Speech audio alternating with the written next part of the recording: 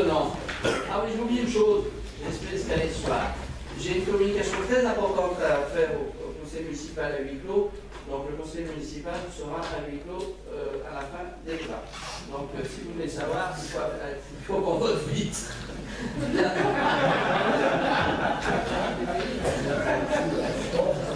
Ça s'appelle de la manipulation mentale. Bien.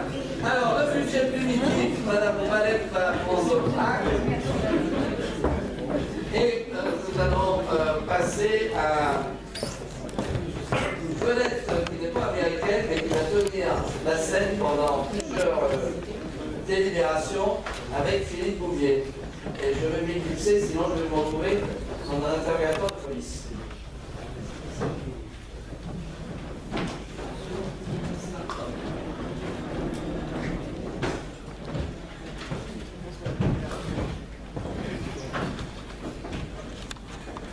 Avant de dérouler concernant le budget primitif, donc la reprise anticipée des résultats de 2014, affectation provisoire, conformément au code général des collectivités territoriales, donc les résultats sont affectés après constatation des résultats définitifs lors du vote du compte administratif, mais on peut les anticiper sur les bases d'un résultat prévisionnel établi par l'ordinateur et attesté, accompagné du compte de gestion, un tableau des résultats reste à réviser.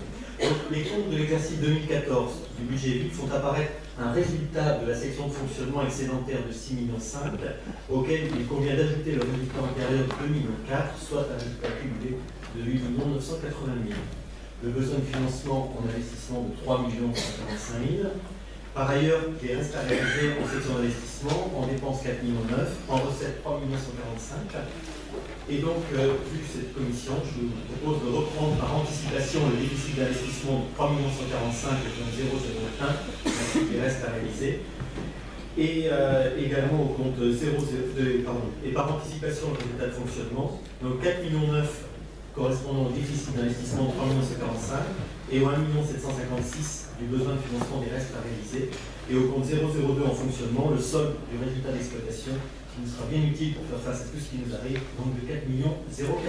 Alors, juste sur ce point, je vais proposer à Philippe, parce qu'on ne votera pas dans le noir, je propose à Philippe de faire l'exposé du budget, et ensuite, quand la lumière reviendra, je ferai voter sur ce point, qui est la reprise du compte de gestion. Bien. Donc, en introduction, je ne vais pas reprendre l'analyse politique qui a déjà été vue dans le débat d'orientation budgétaire le mois dernier. Et vous le savez, avec une dette atteignant 2030 milliards d'euros, plus de 95% du PIB, avec l'engagement du 3% reporté de 2013 à 2015, puis maintenant à 2017, et malheureusement un chômage qui tend plus à croître. Juste une toute petite citation. La pire erreur n'est pas dans l'échec, mais dans l'incapacité de la reconnaître et de le surmonter. Cette phrase était prononcée par un orfèvre en la matière, François Mitterrand. Par contre, lui, au moins, il reconnaissait et ensuite il s'efforçait de corriger.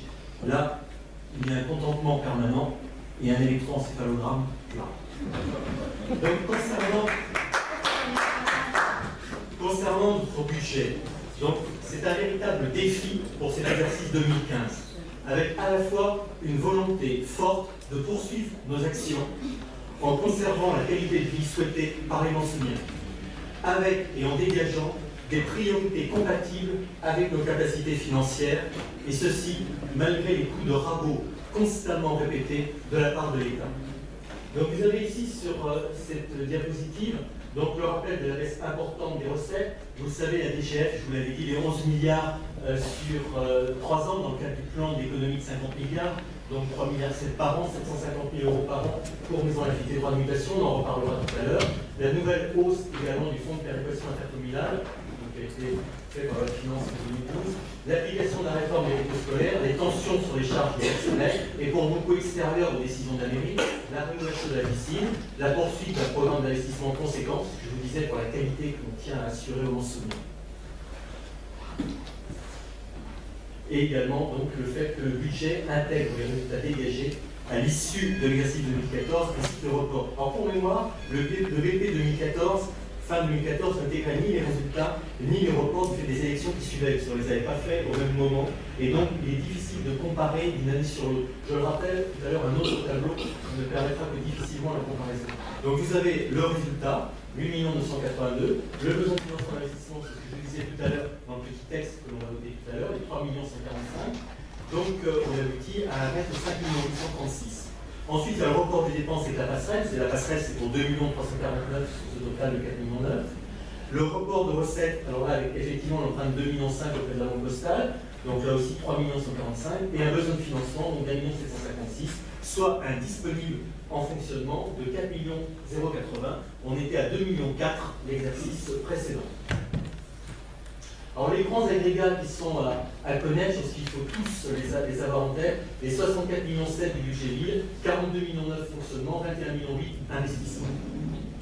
Donc les consolidés avec les 4 budgets annexes au assainissement renseigné par le fonctionnement, 73,1 millions. Le personnel de la ville au 1er janvier 2015, 525 emplois permanents, en 481,13 agents, en n'oubliant pas évidemment l'effet des rythmes scolaires et l'ouverture de la piscine. Donc nos décisions pour faire face à toutes ces contraintes, d'abord des mesures d'économie. Alors c'est une renégociation systématique de nos contrats. C'est par exemple, en passant par le CIGEF, la baisse que l'on a obtenue de 20% du prix du gaz, la baisse des frais de télécommunication en ayant une attitude volontariste pour avoir des abonnements qui permettent justement ces économies, une réflexion générale avec des mutualisations dès qu'on le peut entre services, mais il ne faut évidemment pas que ce soit au détriment de la qualité de ces services, et les décisions prises pour contenir les dépenses de personnel. Donc là, ce sont les modifications du système d'avancement, la suppression définitive d'une prime d'installation, des baisses d'heures supplémentaires et de vacations, et à chaque fois on se pose la question, faut-il remplacer ou non les agents? Également une diminution d'autofinancement qui bien sûr va nous contraindre à étaler davantage les investissements au-delà évidemment en lissage de ce qu'on aurait souhaité. Et dans ces conditions, un recours modéré et raisonnable à une hausse de la fiscalité